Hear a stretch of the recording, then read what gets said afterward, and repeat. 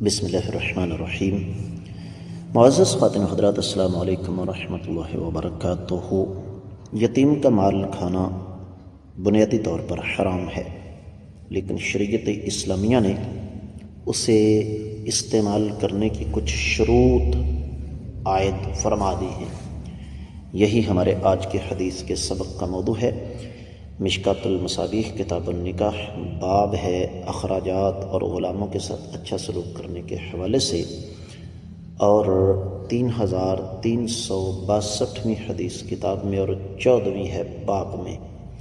حدیث کی عبارت کچھ یوں بنتی ہے: وعنہ وعن ابیہ عن جدہ ان رجلا اتى النبی صلی اللہ علیہ وسلم فقال انی فقیر لیس لی شیء ولی یتیم فقال کل من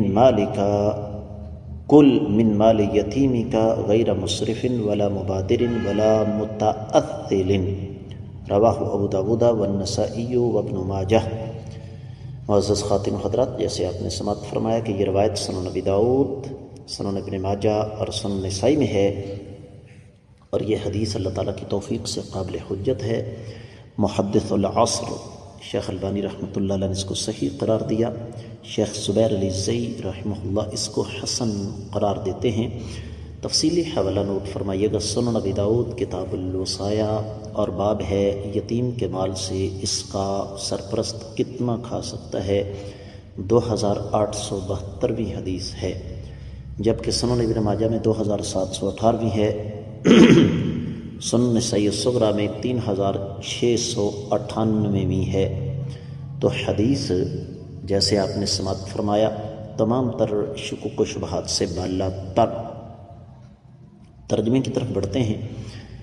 ترجمہ اس حدیث کا یوں بنتا ہے کہ عمر بن شعیب اپنے والد سے و اپنے دادا سے بیان فرماتے ہیں کہ ایک شخص آقا علیہ السلام کی خدمت میں حاضر ہوا اور عرض کیا: میں ضرورت مند ہوں، میرے پاس کچھ بھی نہیں، لیکن میری کفالت میں ایک یتیم بچہ ہے۔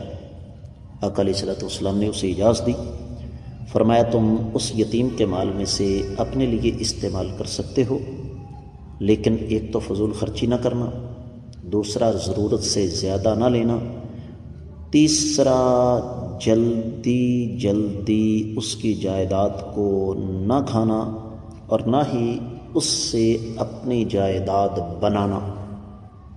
معزز خواتین و حضرات، میرا نہیں خیال کہ اس حدیث کے بارے میں کوئی لمبی چوڑی وضاحت کرنے کی ضرورت ہے۔ رب کائنات نے قرآن مجید میں ارشاد فرمایا ہے: ان الذین یأکلون اموال الیتامی ظلما انما یأکلون فی بطونہم نارا وسیصلون سعیرا۔ وہ لوگ جو یتیموں کا مال ظلم کے ذریعے کھاتے ہیں، وہ اپنے پیٹ میں آگ بھرتے ہیں، ان قریب وہ دردناک قسم کے انجام سے دوچار ہوں گے۔